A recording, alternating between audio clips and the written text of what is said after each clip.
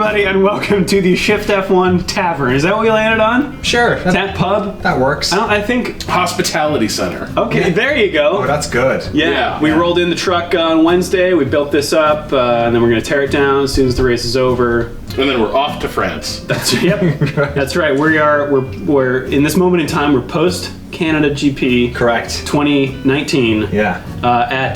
In Los Angeles. That's why we're all together for E3. None of that matters because we have 5 drinks in front of us, 5 that we're going to taste here today, and they all got here through roundabout ways. Wow. I think listeners of the podcast will have heard the story about Blue Coast, but just to recap, this is a long-running joke. Did we discover this in Alt F1? Yeah, a long it feels like time forever ago. Somebody sent it in as well, I feel like. They were just like, oh, do you know Danny Rick has a beer that he doesn't really ever talk about? And also with Jensen Button. And David Coulthard's wife and a bunch of other people. Like, should we read any significance into the fact we never hear them talk about their beer? I don't know, should I be worried? Maybe they haven't dialed it in yet and they're a little afraid? Yeah, Dan Ricciardo's like, dude will talk about anything but not his beer. Like, what's going on? The hops are almost there. Yeah. We were convinced for a long time that this was a shell company. Yes. That this beer, because it was hard to find in Europe, according to our listeners. Like, it is not a widely distributed beer. It's apparently only in like Nice, France. Or at the time it was. Yeah, like the south of France and even then in a couple of very particular places. Yeah, maybe a bodega in Monaco or something. Right, yeah, selling to individual places. Yeah, but we have managed... Does Monaco have bodegas? They're very fancy bodegas. it's just a baccarat table. You can buy caviar in the back. Yeah. But through a roundabout way, we managed to acquire these beers sitting in front of us here. We've got the Blanche, the Blonde, the Amber Ale, and an IPA. And round of applause to you for making it happen. Thank you. And thank you to Blue Coast, honestly, who helped go back and forth with a lot of emails. It's a long story. And to that one anonymous hero at UPS. Yes, who pushed this along, even though it may not have been... not a great career move, but great content. Yeah. Yes. Which is basically the way I live my life. They're a patron. We also have to point out here the fifth wheel. Oh yeah. Rich Energy. Because every good night out has to have a wild card. It really does. And I feel like it's good that we're committing this to video because this logo may not exist for much longer. That's true. Although, who knows? They're in no rush to remove it. Nope. No. Thank you to Kevin from Indianapolis, Shift F1 listener, for snagging one of these. Yeah, he says acquired. Okay.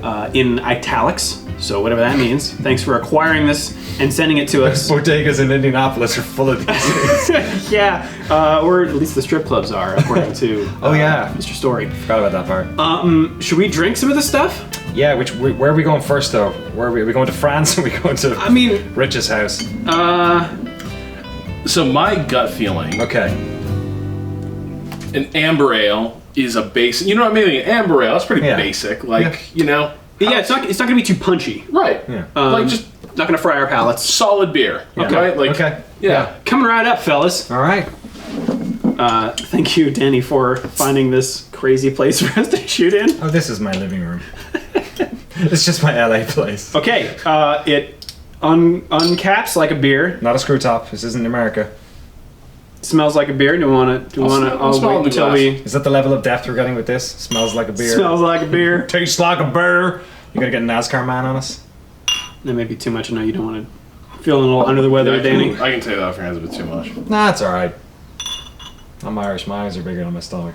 All right. Although my stomach's. How does it smell? I'm trying to get my nose really in there. It's pretty sweet. Yeah. Light, easy, I would say. My mouth might deceive me in a second, but... Good color? None of us are sommeliers. Very conventional, I would say. But like it has a bit of a cidery note. You need a little more. I would say. You need a little more. Okay. What's the Shift F1 cheers? What are we going for? Pastor! Lights and Pastor.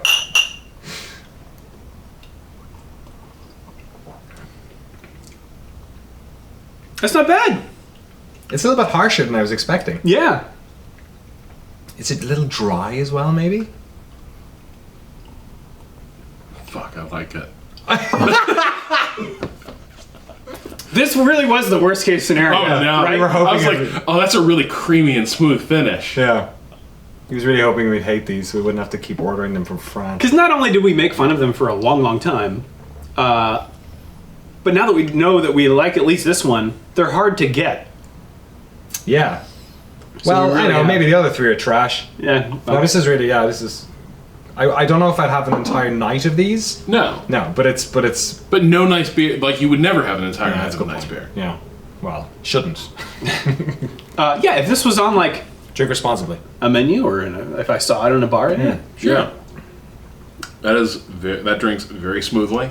I can't tell if it's a bit dry because I've also been sick this week and I'm quite dehydrated, or I have been generally, so I can't tell if that's anything to do with it. But getting a little dry tongue is that no? Okay. No, just made it. I don't know what that means. I don't think it's too dry. That from that side, it's pretty standard. But yeah, it still has the slightly cidery note. Now I am wondering if one of the reasons it's so smooth is maybe a little bit of the carbonation has come out. It has traveled several thousand miles. Right, this is probably not what you get when you order it like in their like brew pub, presumably. Right. Yeah. I mean, most European beers, did you guys ever have Carlsberg Export over here? Yeah. Yeah, where they'd brew it to a stronger degree because the transporting process, Oh, just interesting. being on trucks would just, jingle a little bit of the flavor out of it or whatever. Should we try another? Yes. Absolutely. Yeah. Blonde? Sure. Yeah. Do you think that's the next pit stop, as it were? Yeah. All right, 1 out of 4. Look, I know we're drinking from the same glass. I know that probably compromises the flavor profile a little bit. We know. These are field conditions. We could be drinking from the bottle. Yeah. Everyone doing a hit off the bottle. Let's hurricane these blue coats. Out of interest, were any of the bottles missing when you got No, them? they all arrived well intact. Right. Yeah. All right, so this is the blonde. Okay, can I propose a different toast this time? Okay. Lights out and away we go. Ah. Alright. Lights out if we drink the rest of those beers in the fridge. Oh, that's really good. This is my honey right here. Oh, yeah? Oh yeah. Okay. Yeah, so it's oh my god. it's Belgian-y, Yeah. but it's like but light. It's not. It's got the flavor profile of a Hefeweizen without the punch or the weight of it or something. But again, maybe that's part of the transportation process. I can't. It's got a little bit of the gas. I don't think so. I don't usually like Hefeweizens. I think they do have too much of a bite. Right. But I think that doesn't go away when you drink like an old or a beer that's been sitting out for a while. Like if you ever take a drink of a warm Hogarden, it's still got that bite. Franziskaner that's been there a little bit too long. What do you think, Rob? It's less my thing, okay. But it's a good example of this is a delicious session beer is the way I would put it. It's a good summer day, working in the garden, sitting on your porch. One of these. It reminds me of a Polliner. Like those Munich sort of light. Oh, for sure. Yeah. That's kind of what this reminds me of. Where totally you could have a bunch of these. You probably shouldn't have a bunch of these. It's not that light, but it's. What I've always heard too is that beers like this are actually harder to do than the really bold and flavorful ones. That actually getting a really neutral lager type beer is it's a shorter window to kind of. Yeah, it's just tougher. Yeah. Can you pronounce this French here? Bière artisanale, Brazil à Nice. So created in Nice, brewed in Nice, artisanal beer. Artisanal beer. Yeah. French flag on it. And Nice is right next to Monaco. Yeah, biggest city in the well, Marseille is the biggest city in the I think. But Nice is that close second. Blanche. Here we go. So. Merci beaucoup. Oh. Mon ami. De nada. So my assumption is this is a wheat beer, right? And I always get those confused right. with. Oh yeah, it definitely is. Look at that. Yeah. Look at that cloud. Really cloudy. Yeah. That's cloudy like a San Francisco morning. What is going on here? Yeah, there's a lot happening. Yeah. All right, who's got the who's got the cheers this time? I don't like, and I've discussed this before publicly on the internet. I don't Publicly, like. get it? What? Because we're in a pub. Oh, okay. I don't like Hefeweizen or like wheat beer style because I think they smell and taste like Nickelodeon Gak. What, they're just inherently like soured or something, or? For whatever reason, that smell, I had some as a kid. Yeah. I don't know where I got it. You used to have Hefeweizen as a kid? Yeah. Fucking hardcore, man. But that smell's burned into my brain, and this is what what I associate with. Well, bottoms up, I guess. Yeah. What are we going for? Niki Lauda. Nikki.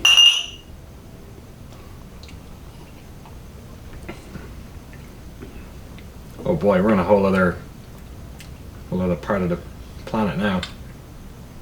So I'm gonna cards on the table here. Yeah. Also not my favorite type of beer. Right. Mm-hmm. This seems fine. Mm-hmm. It is it's a perfectly respectable example of a beer I rarely like to order. Yes. And I think for me, there's kind of a sourness to like these types of beers that's present here. And also the nose is just a little bit, has a slightly, what's the way to put this? It has a sort of pungence that one does not associate with like appetizing or exciting things. It's not totally off-putting, right? But it's like just kind of a strong, like sour aroma. Right. Yeah, see, I don't usually like these kinds of beers either, but this one's pretty easy to drink for me. Yeah. I think because it's maybe a little sweeter than those other ones, like it's not as offensive. You know? These are my jam. This is what I like. Yeah. Go out in the evening for. But the carbonation threw me off. It's very like fizzy almost. It's like champagne. Yeah, totally. It's kind Yeah, of creamy. Almost. Which I don't necessarily associate with this type of drink. And again, I can't figure out, like, it has gas come out of solution in these bottles and all the like this is a non-optimal transit route these bottles had. Like, they sat in a warehouse in Kentucky for like a solid month. It's true. So it's a warm month in Kentucky as well. Yeah. So but at the same time, like that, then I would expect they flew on a plane today. Yeah, right. Oh yeah. Altitude changes. Yeah, in the cargo hold. Right. What? You didn't strap it to your chest? The airlines love it when you just come like with something strapped to your chest. Yeah. And a giant bomb T-shirt. Yeah. Oh yeah. I think what I can figure out though is maybe some gases come out of solution, but it does also just feel like that delicate like bubble that you're describing, that champagne bubble effect. I'm not sure that's it going flat. It might just have a more delicate sort of gas. In any case, I would. This would be number 3. This is my favorite type of beer, and it would be number 3 so far on my list.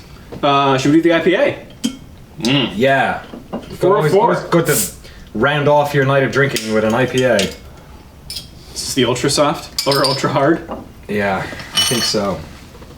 This is the option. Okay. Yeah.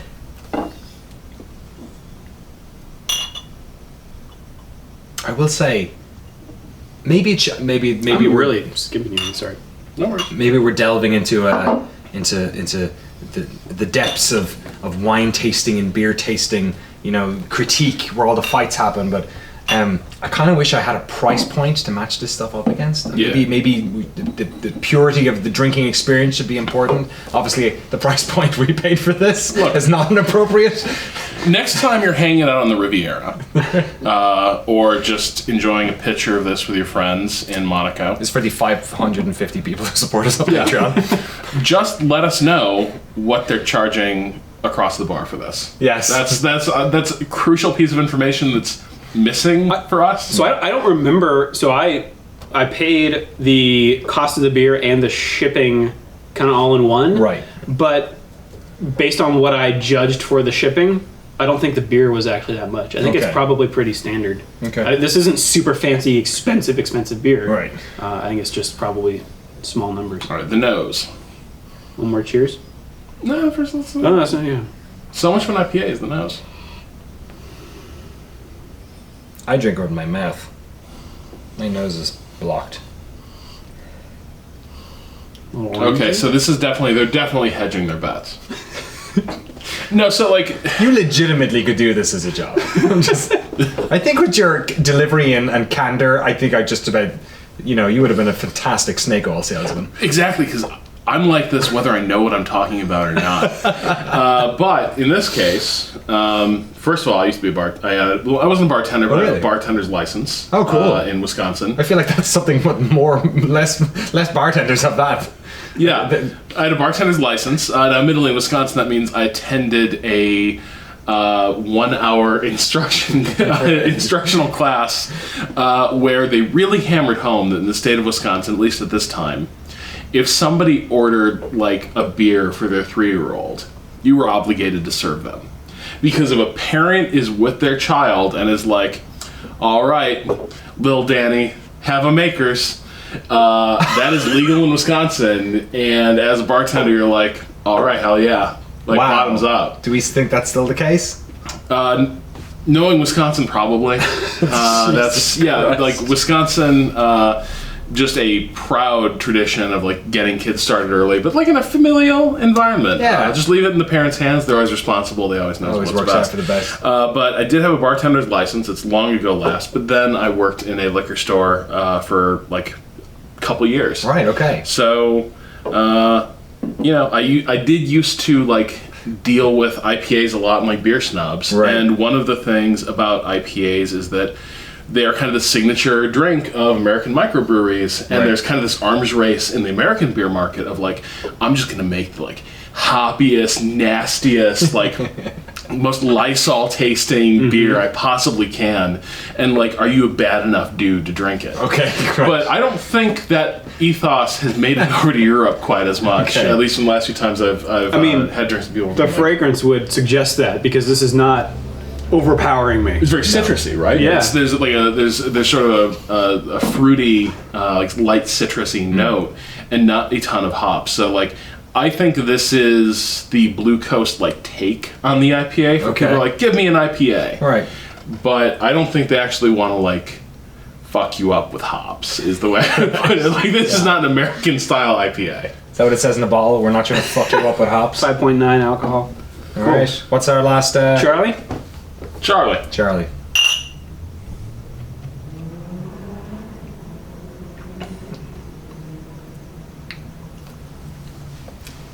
This is another one that I don't ever order IPAs, but I kind of like this. I feel like hedging their bets you could almost apply to the range. It's kind of easy going. Yeah. Like, nothing in here is like making, when you order a beer and you're not sure and then you get it and you're kind of relieved when it doesn't like overburden you. That's what I kind of feel. And maybe that's what, life on the French Riviera is all about. This is the thing, like, this is a beer that's intended for hanging out with your friends, like while the sea breezes come in. Yeah. Like, you're not trying to like, all right, here's the 10% IPA I got. Like, pours out like a syrup. Like, all right, let's go to the beach. This is very much like, let's each have like 8 of these across a day. Yeah. And like just ride on that. Watch the Grand Prix. Yeah, exactly. Wow. I like it. It's it's not the most interesting IPA I've ever had, but it does have that like signature kind of dry finish that it ends on.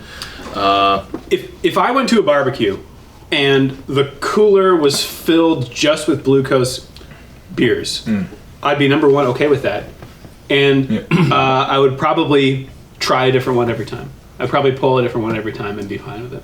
Yeah, none of these is particular. The IPA is the only one that's a little bit. Maybe it's just my own personal thing as well. That the IPAs, I'm always a little bit reticent to have kind of maybe more than one of them. But yeah, the other 3 for sure. I'd happily Favorites? lucky dip between the 3 of them. What's your favorite, Rob? I actually really like the IPA and the amber. Right. I say the amber for me. Amber was number 3, was it? This was Amber we let off with. Oh, we let off with. Yeah. I would say amber and then blonde, and then probably the IPA. Really, the wheat, which is usually your type, it just didn't make... the bubbly nature of it just threw me off a bit. It did feel a bit like I was having a sparkling wine, a bit. But Yeah, I don't know. Maybe pour it into a glass and left settle for a little while. It might be a little bit easier. Yeah, which one were you like? I like the amber. Okay, the amber. Yeah, I agree with that. But I do agree that like, if you open the cooler at a barbecue and it's all Blue Coast, it's a pretty good barbecue. Freaking barbecue. And also, you don't do that Danny thing Rick might where be there. yeah, It's probably in the south of France. yeah. The other thing though is at a barbecue, there's always that moment where you're like reaching around trying to find the drink you actually want and not the like garbage that's like left and everyone's passed There's a lot over. of Tecate here. Yeah, nothing against. I like Tecate. Drinking a lot of Tecate this week over at the Waypoint Manor. But what I will say is, like here, whatever comes to hand, I'm good with that. Yeah. Like, play it as it lays. But, all those beers made me a little bit sleepy. Well, Rob, I've got the beverage for you. Oh, it's that bike company. This is, White Bikes presents Rich Energy served chilled. Actually, mine. I'll be drinking out of this later. Yeah, how are we going to do this? It was just 3 more rocks glasses. Oh, okay. So- Well, we don't want to contaminate. Yeah, we're not pouring this. What do we not want to contaminate? Our own bodies, these poor glasses, or the swill robot? Okay, I should. It's a collector's item. All right, here Can we we, go. can we just guess what we think this is going to taste like? Because in my head, I'm just going to say it's going to taste like an energy drink. Yeah. It's going to taste like They taurine. all taste alike. It's taurine. Do you smell that? No. Did you just open it? I did. Yeah, I you smell it? Oh, yep. Yeah. Yep. I The was signature just taurine. assumed it was Yeah. going to smell or taste like a Red Bull. It's that word again, pungent. Yeah. But there's sort of the implied stickiness of. You want more? It's like castor oil. Oh. They put 0.05% of this in racing fuel to this day. James Hunt. Oh my god. Oh, it smells like medicine. Do it.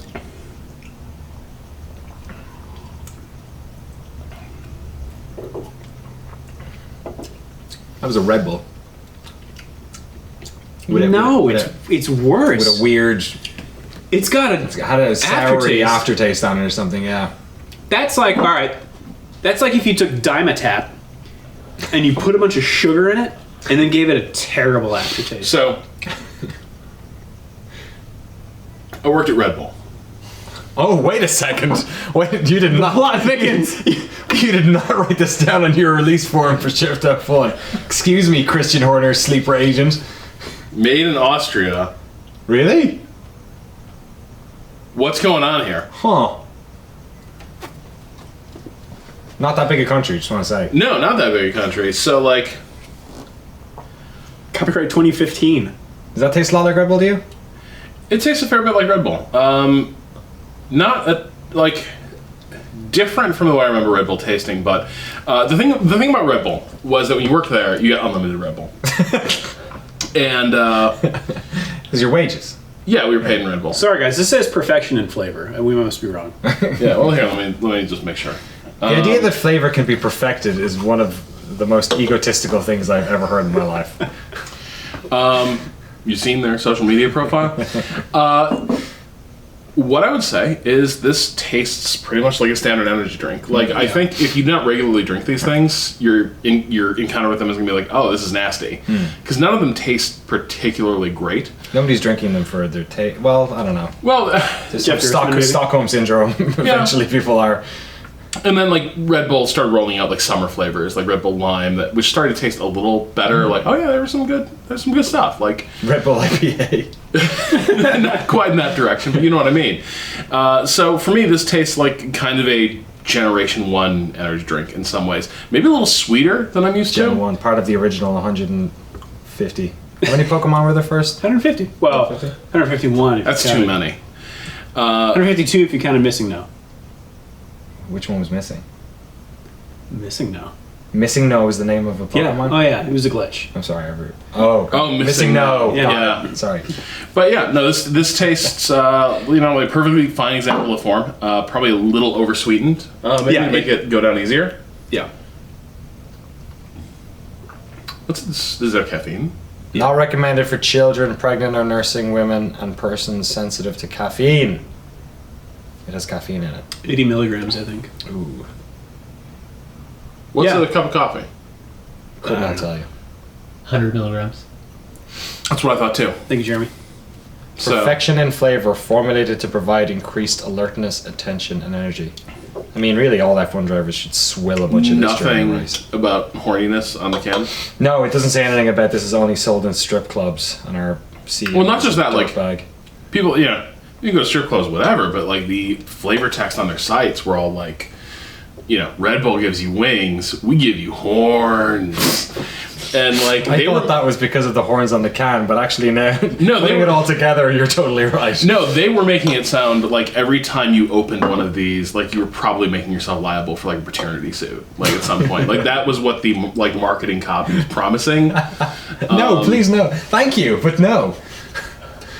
I feel like we should at least drain the can, but this tastes like Drain the can. That was their other slogan they were going to go for. It tastes like I couldn't pick this out of a lineup of one energy drink. Like it just tastes like every energy drink, but with for me a worse aftertaste. To me, it just is really sweet. Yeah, and it's overly sweet. Yeah. Just saying a lot for an energy drink. Yeah. So it's no Blue Coast hidden gem. Yeah, let's retire this. We're black flagging you, Rich Energy. Wow. This has been an odyssey. Yeah. Years in the making. Absolutely. Thousands of miles we have traveled. They have traveled. Yeah. Yeah. Thanks again to Kevin from Indianapolis, to Blue Coast, To our patrons. to our patrons especially for making this happen. Thank you and so for much. making the podcast happen. Yes. Thank you so much for letting us waste a month of your patronage on this. Didn't cost that much. So, here's to you. To you! I drank everything. I don't have anything to toast with, but